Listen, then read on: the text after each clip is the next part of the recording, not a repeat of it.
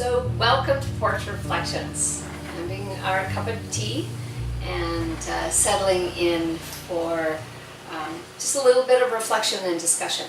So somewhere that I'm feeling right now is that this work that we're doing is coming from the formless and addressing issues that are in form. Okay? So let's say that we're having discussion with someone and we're giving examples, and then fairly quickly our brain wants to organize and place blame or to figure it out in some way so that it feels like there's closure, that we feel that in some way we can remove it from the unknown into the known. Right?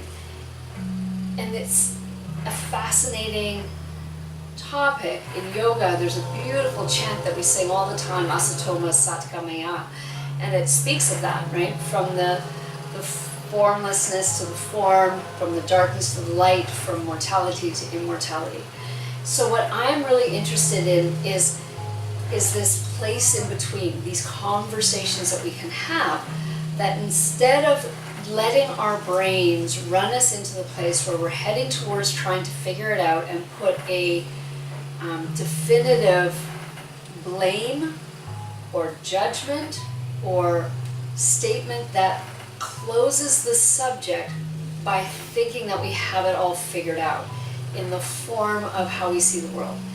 And what I'm interested in is the formless, right? The formlessness, the breath, the emotions, the sensations that we feel in our experience of these conversations. So, can we do things like breathe through the topic? Can we say to our friends, I don't know the answer here, but I'm going to go home and I'm going to breathe and I'm going to soften and maybe even meditate.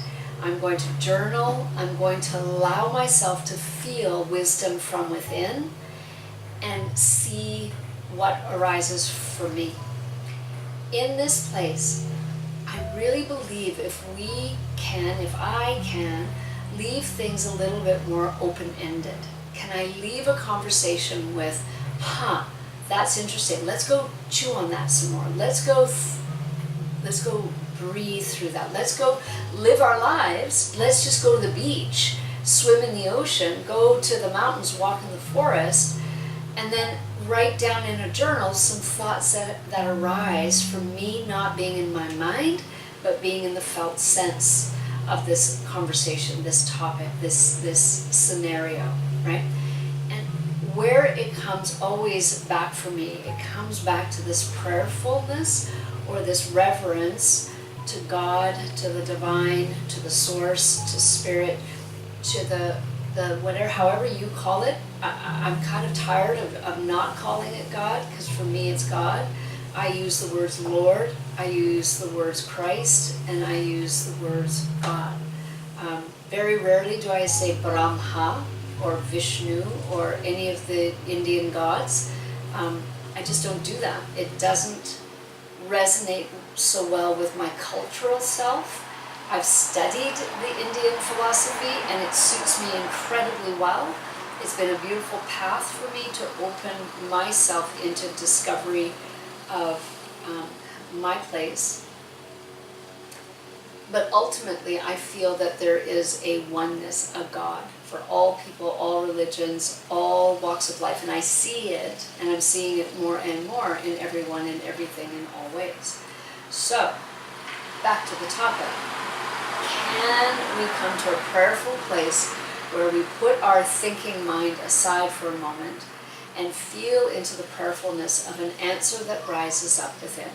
And we know that these places from within come from a place of taking responsibility for ourselves, providing ourselves more humility, more kindness, more generosity, more courage, more bravery, more action that's heading in the direction of what we deeply, and I can't say enough deeply want to see in this world, in our lifetime, and to leave for our children and grandchildren, right?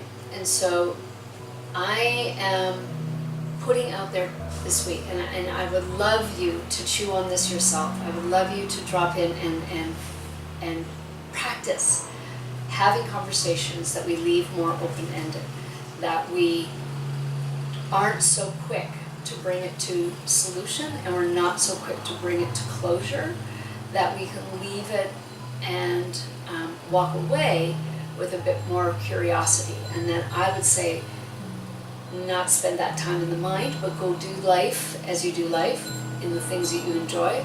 I list the things that I do. I will paint. I'll bring up my watercolors and I'll paint, so that I'm not thinking, I'm creating.